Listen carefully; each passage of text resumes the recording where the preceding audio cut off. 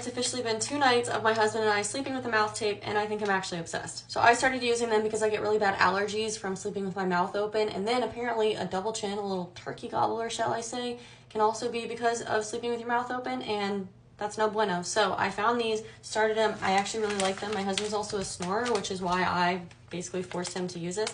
And he says he doesn't even realize that it's on all night long. We both slept like a freaking baby. They are on a huge sale right now, the biggest I've ever seen. I went ahead and linked it down below for you.